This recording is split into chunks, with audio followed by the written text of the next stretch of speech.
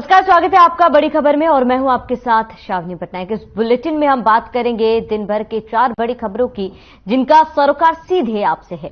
पहली खबर चंडीगढ़ से है, जहां सीएम मनोहर लाल ने बैठक की। दूसरी खबर दिल्ली से, जहां खिलाड़ियों ने जंतर मंतर पर WFI के खिलाफ प्रदर्शन किया।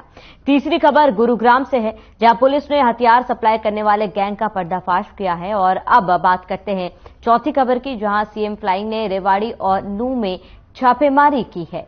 तो इन तमाम 4 बड़ी खबरों पर हम विस्तार से चर्चा करेंगे। जहां पर पहली खबर हरियाणा फ्लड कंट्रोल बोर्ड की बैठक हुई, जहां पर सीएम ने साफ कर दिया है कि 2026 तक हरियाणा को फ्लड मुक्त कर दिया जाएगा।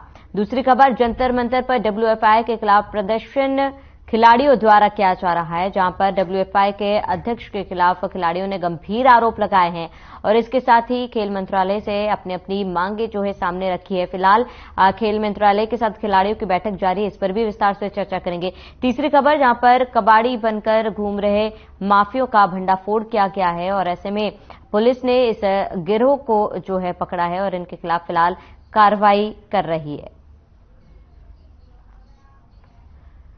तो शुरुआत करेंगे पहली खबर से, जहां पर चंडीगढ़ में हरियाणा फ्लड कंट्रोल बोर्ड की बैठक खत्म हो चुकी है। बैठक में कई अहम फैसले लिए गए। सीएम मनोहर लाल की अध्यक्षता में बैठक हुई और बैठक के बाद सीएम मनोहर लाल ने मीडिया से मुखातिब होते हुए कहा कि 2026 तक हरियाणा को बाढ़ मुक्त करेंगे, जलभराव की समस्या पर काम कर रहे हैं। साथ ही दिल्ली में हो रहे खिलाड़ियों के प्रोटेस्ट पर कहा कि महिला खिलाड़ियों की सुरक्षा हमारी प्राथमिकता है, खिलाड़ियों का मनोबल नहीं टूटने देंगे। साथ ही कहा कि खिलाड़ियों की बातें गंभीरता से ली गई है।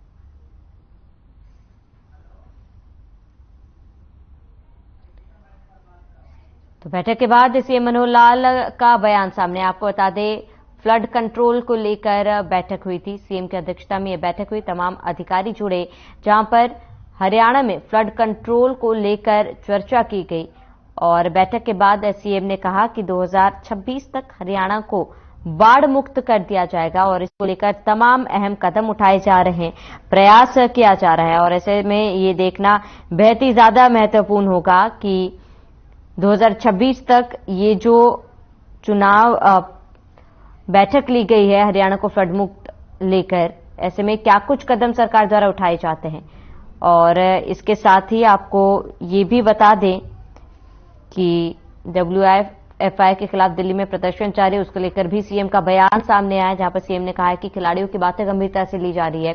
हालांकि बैठक कई मायनों में महत्वपूर्ण है, क्योंकि बरसात के समय में ये देखा गया है कि किस तरीके से हरियाणा के कई जिले, कई जगह ऐसी है जो जलमग्न हो जाती है, जिससे आम जनता को काफी ज्यादा परेशानियों का सामना करना पड़ता है। और ऐसे में फ्लड मुक्त हरियाणा को लेकर बैठक की गई और हरियाणा फ्लड कंट्रोल बोर्ड की बैठक में सीएम शामिल हुए और तमाम विषयों पर चर्चा की गई और कई अधिकारी भी यहां पर जुड़े। और बैठक के बाद सीएम ने साफ कहा है कि 2026 तक हरियाणा को बाढ़ मुक्त कर दिया जाएगा। इसको लेकर कार्य जो है वो शुरू कर दिए गए हैं।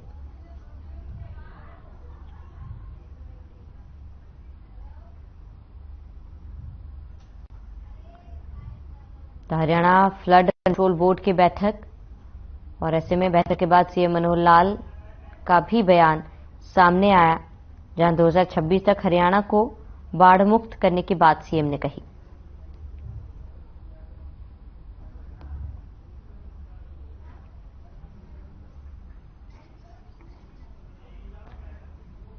तो 2026 तक हरियाणा को बाढ़ मुक्त किया जाएगा और ऐसे में हरियाणा फ्लड कंट्रोल बोर्ड की ये बैठक, जिसमें तमाम कदम उठाए गए हैं। तो दिल्ली के जंतर मंतर पर WFI के खिलाफ प्रदर्शन के दौरान भावुक होते हुए भारतीय पहलवान और ओलंपियन विनेश फोगाट ने बयान दिया है और विनेश फोगाट का बयान सामने है। और इस दौरान उन्होंने कहा कि फेडरेशन की ओर से खिलाड़ियों का शोषण किया जा रहा है और किसी भी खिलाड़ी को कुछ होता है तो उसकी जिम्मेदार कुश्ती संघ के अध्यक्ष और फेडरेशन होगी। वही खिलाड़ियों का सपोर्ट करते हुए रेसलर बबीता फोगाट ने ट्वीट कर लिखा है कि मैं खिलाड़ियों की इस लड़ाई में उनके साथ हूं। मुझे सरकार पर पूरा भरोसा है कि वो विश्व में देश का मान सम्मान बढ़ाने वाले देश के खिलाड़ियों के साथ न्याय करेंगे।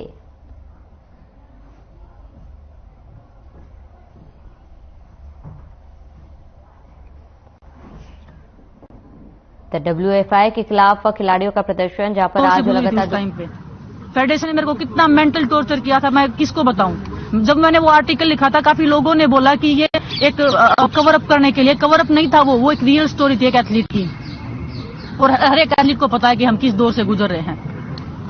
इतना मेंटल टॉर्चर हुई थी कि मैं मरने तक की स्टेज तक चली गई थी। मैं हर दिन खुदकुशी करने की सोच रही थी। क्या मैं अगर मेरे को कुछ हो जाता, मेरी फैमिली क्या करती, मतलब मेरे बाद कौन जिम्मेदारी लेता इस चीज की। और मैं आज भी बोल रही हूँ, अगर किसी भी खिलाड़ी को कुछ भी होगा रेसलिंग में, तो प्रेसिडेंट, देश जो हमारे रेसलिंग प्रेसिडेंट है वो जिम्मेदार रहेंगे, हमारी फेडरेशन जिम्मेदार उस चीज की। हम इतना मेंटल टॉर्चर है।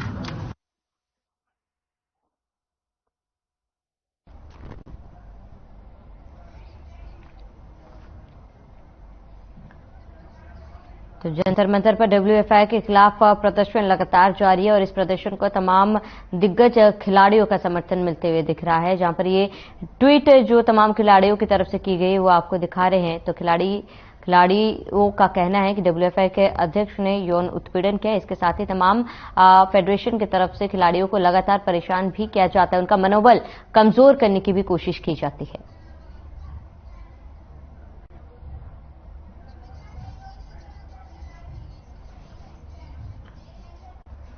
वहीं हमारी सहयोगी दीपिका जंतर मंतर से हमारे साथ लाइव जुड़ चुकी है। दीपिका, फिलहाल वहां से क्या अपडेट है, क्योंकि खेल मंत्रालय के साथ भी तमाम खिलाड़ियों की बैठक हुई थी।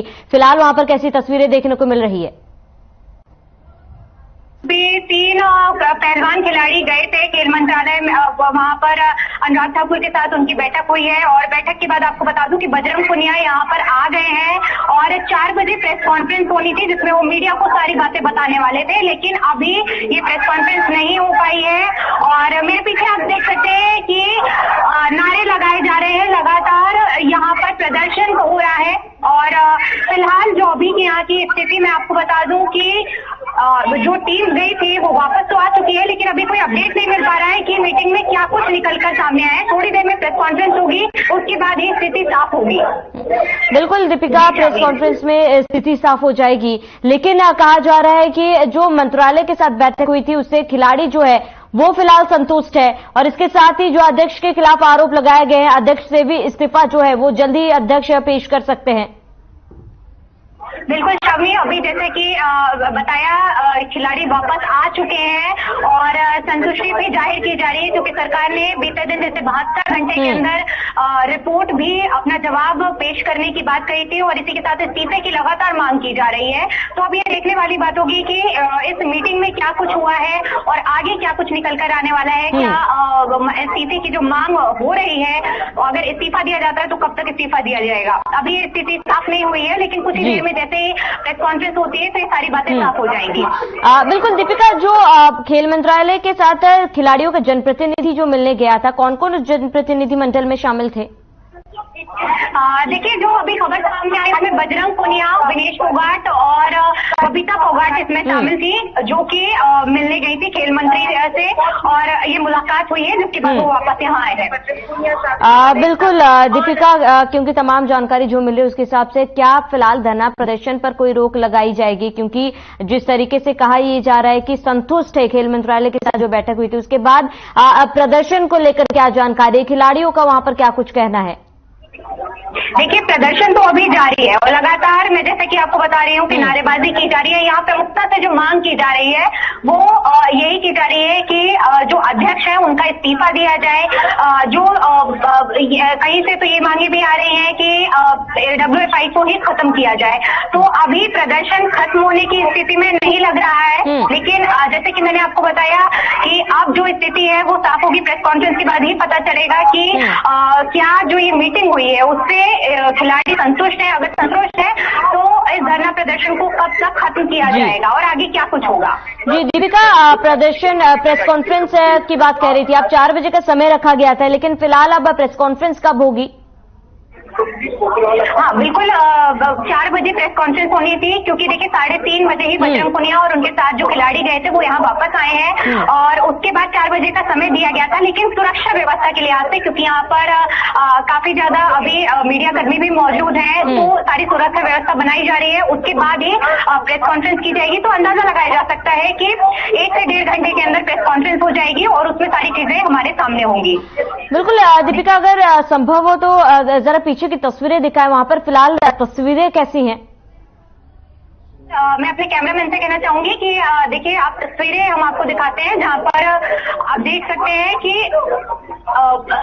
जो खिलाड़ी हैं वो मौजूद हैं और यहाँ पर तैयारी की जा रही है, प्रेस कॉन्फ्रेंस भी होगी।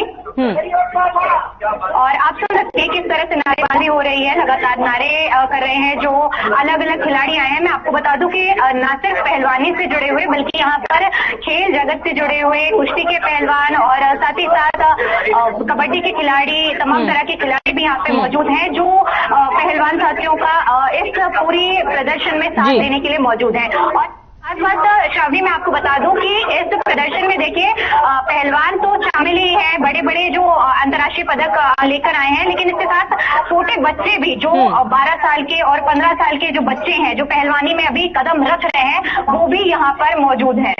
ठीक है दीपिका, तमाम जानकारी के लिए हमारे साथ जुड़ने के लिए आपका बहुत बहुत शुक्रिया। खबर गुरुग्राम से है, जहां पर पुलिस ने सिकंदरपुर मेट्रो स्टेशन के पास एक युवक को अवैध हथियार के साथ गिरफ्तार किया।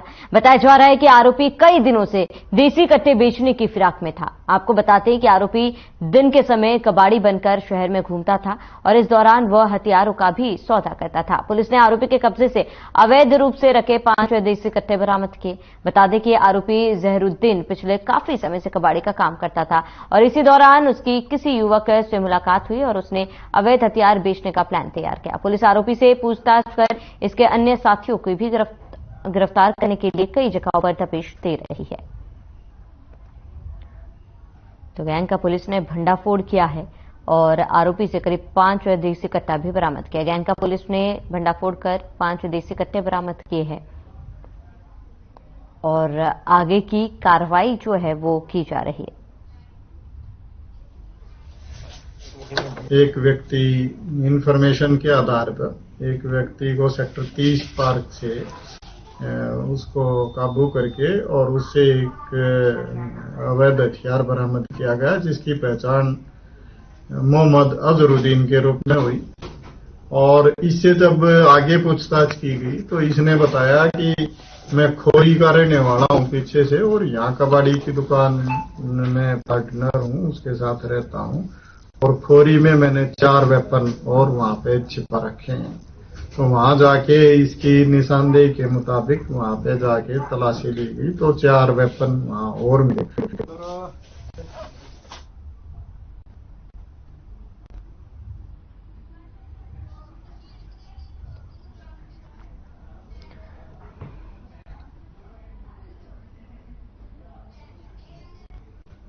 ज्यादा जानकारी के लिए सुशील गुरुग्राम से हमारे साथ जुड़ चुके हैं। सुशील, क्या कुछ पूरी जानकारी इस खबर को लेकर?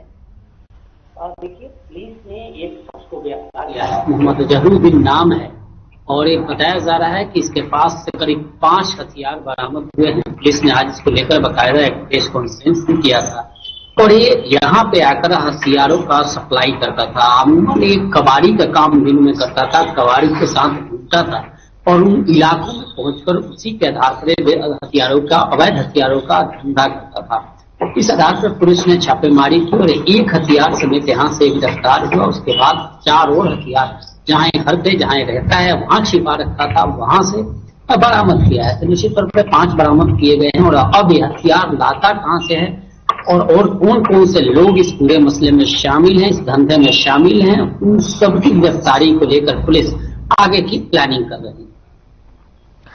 बिल्कुल सुशील, क्योंकि प्लानिंग पुलिस की तरफ से की जा रही है, क्या लगता है फिलहाल, और क्या इस गिरोह में अन्य लोग भी शामिल हैं, और शामिल है तो उनकी धरपकड़ पुलिस कब तक करेगी? निश्चित तौर पर देखिए, इसे रिमांड पर लेकर पुलिस इससे पूछताछ करेगी और इसमें चूंकि ये अवैध हथियारों का धंधा अकेला नहीं कर सकता था, अब तक इसने और कहाँ किए हैं और कहाँ से बना कर लाता था या खरीद कर लाता था, ये पूरा का पूरा गिरोह है और माना जा रहा है कि रिमांड के दौरान तमाम गिरोह का पर्दाफाश करने की कोशिश पुलिस करेगी और जो लोग भी इसमें संलिप्त है, शामिल है, उनको गिरफ्तार करने की कोशिश की।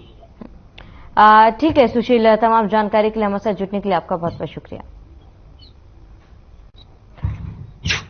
तो कबाड़ी बनकर ये घूमता था और उसके बाद पुलिस ने इसको गिरफ्तार किया है आरोपी के पास से देसी कट्टे भी पुलिस ने बरामद किए।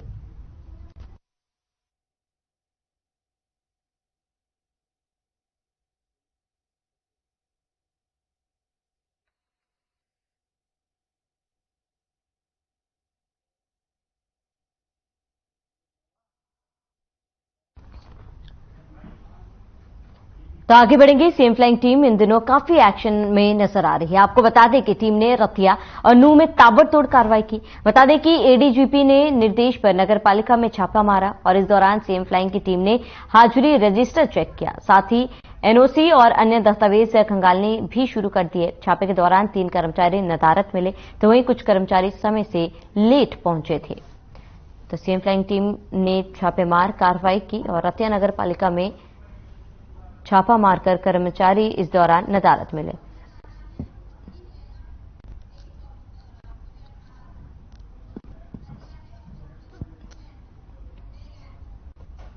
ज्यादा जानकारी के लिए संवाददाता अशोक ग्रोवर हमारे साथ रतिया से जुड़ चुके हैं। रतिया, अशोक, क्या कुछ पूरा मामला है? देखिए, मैं आपको बता दूं कि पिछले कई दिनों से रतिया में कई लोगों द्वारा एनओसी के नाम पर घपलेबाजी के आरोप लगाए जा रहे हैं और लोगों का कहना है कि भ्रष्टाचार पूरे सत्र पर फैला हुआ है, बड़े सत्र पर नगर पालिका में।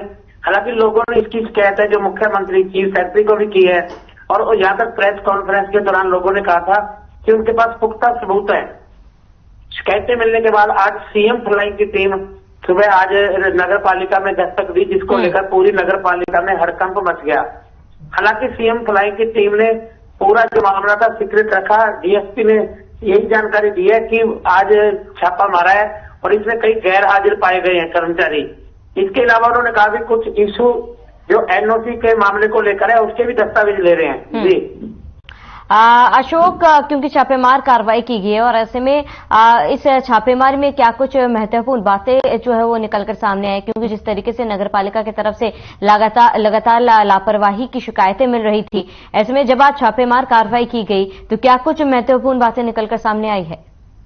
देखिए, इसमें सबसे बड़ा मैं आपको बता दूं कि इशू है जो रतिया में नगर पालिका जो प्रॉपर्टी की एनओसी जारी की जाती है उसको लेकर घपलेबाजी के आरोप लग रहे थे। और हालांकि सीएम फ्लाइंग की टीम के जो डीएसपी थे उनका भी कहना है कि दस्तावेज लिए जा रहे हैं और जो एनओसी का मामला है उसको लेकर भी जांच की जाएगी और इसकी पूरी रिपोर्ट उच्च अधिकारियों को भेजी जाएगी। ठीक है अशोक, क्योंकि कई अधिकारी इस दौरान नदारत भी मिले, कई अधिकारी ऐसे थे जो समय से काफी लेट जो है वो ऑफिस पहुंचे थे, उनके खिलाफ कोई कार्रवाई की गई है? उसको लेकर पूरा मापदंड तैयार किया है। सीएम फ्लाइंग की टीम ने 3 कर्मचारी जो अब्सेंट पाए गए और इसके अलावा 6 कर्मचारी थे जो वो लेट आए, समय से लेट आए, उनकी पूरी डाटा उन्होंने तैयार किया और कहा कि कार्रवाई होगी। किस तरीके की कार्रवाई की जाएगी अशोक, इसको लेकर कोई जानकारी मिली हो? अभी जो सीएम फ्लाइंग की टीम है उन्होंने वो दस्तावेज लेकर हिसार चली गई है, क्योंकि हिसार से सीएम फ्लाइंग की टीम आई थी। उनका कहना है कि पूरी रिपोर्ट है जो उच्च अधिकारियों को सौंपी जाएगी, उसके बाद कार्रवाई की जाएगी। बिल्कुल अशोक, घपलेबाजी की शिकायतें मिल रही थी और ऐसे में किस तरीके की घपलेबाजी की गई है, इसको लेकर कोई जानकारी मिली हो? अभी पिछले दिनों कई लोगों ने प्रेस कॉन्फ्रेंस की थी और आरोप लगाए थे कि एनओसी के नाम पर रतिया में बड़े स्तर पर घपलेबाजी हो रही है, जिसकी जांच की जाए। मुख्यमंत्री को पत्र लिखे गए, चीफ सेक्रेटरी को पत्र लिखे गए, सीएम फ्लाइंग को पत्र लिखे गए थे। अभी इसकी जांच किस तरह होती है, क्या क्या दस्तावेज वो लेकर गए हैं, क्या कार्रवाई है, ये तो बाद में पता चलेगा। अशोक, क्या इस बात की जानकारी मिल पाई है क्या कोई बड़े अधिकारी जो है फिलहाल शिकंजे में आए हो? इस जो आज की सीएम फ्लाइंग है इसमें डीएसपी खुद मौके पर थे और सीआईडी विभाग से भी जो अधिकारी थे, इंस्पेक्टर, वो भी विभाग थे। 3 गाड़ियां आई थी और तीनों आने के बाद नगर पालिका में हड़कंप मच गया था।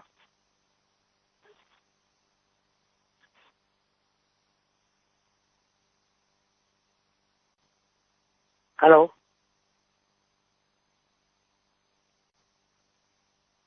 ठीक है अशोक, तमाम जानकारी के लिए हमारे साथ जुटने के लिए आपका बहुत बहुत शुक्रिया। तो सीएम फ्लाइंग की टीम ने छापेमार कार्रवाई की है। रतिया नगर पालिका में ये कार्रवाई उनके द्वारा की गई। लगातार शिकायतें मिल रही थी और दस्तावेज में भी कई घपलेबाजी की शिकायतें उन्हें मिल रही थी और आज अलसुबह उन्होंने दफ्तर पहुंचकर छापेमारी की थी और इस दौरान कई ऐसे अधिकारी थे जो नदारत मिले थे, वहीं कई ऐसे अधिकारी थे जो वहां पर लेट से पहुंचे थे। समय उनका जो था ऑफिस आने का उससे काफी लेट पहुंचे थे, उनके खिलाफ भी कार्रवाई जो है वो की गई है। तो सीएम फ्लाइंग की टीम ने छापेमारी की और रतिया नगर पालिका में छापेमार कार्रवाई की गई है। अब फिलहाल ये देखना होगा कि इस छापेमार कार्रवाई में क्या कुछ महत्वपूर्ण बातें निकलकर सामने आ रही है। कौन से वो दस्तावेज है जो फिलहाल अधिकारियों ने, सीएम फ्लाइंग टीम के अधिकारियों ने जब्त किए हैं और किसके खिलाफ जो है फिलहाल कार्रवाई जो है वो की जाएगी, ये देखना बेहद ही महत्वपूर्ण होगा। और रतिया नगर पालिका का ये पूरा मामला जहां पर आज छापेमार कार्रवाई की गई, लगातार शिकायतें मिलने के बाद ये कार्रवाई जो है कार्रवाई की गई और उसके बाद ये देखना बेहद ही महत्वपूर्ण होगा यहां पर किस तरीके के दस्तावेज जो है इनके हाथ लगे हैं और क्या निर्देश इनके द्वारा जारी किए जाते हैं। कई अधिकारी नदारत में थे और ये भी महत्वपूर्ण है देखना कि वो कौन कौन से अधिकारी है जो नदारत पाए गए थे और उनके खिलाफ भी क्या एक्शन लिया जाता है।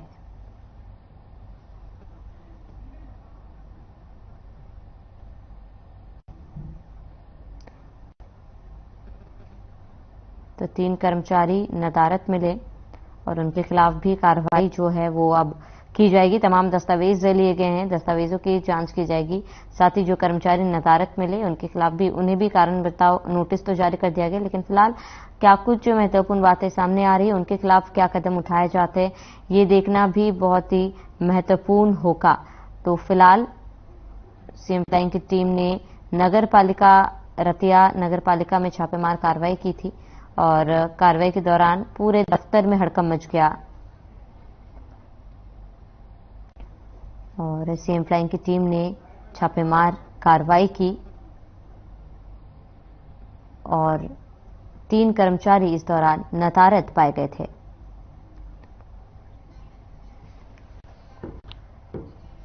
तो चलिए इसी के साथ ही बड़ी खबर पर फिलहाल मेरे साथ इतना ही। देश और प्रदेश के तमाम खबरों के लिए आप बने रहिए हमारे साथ।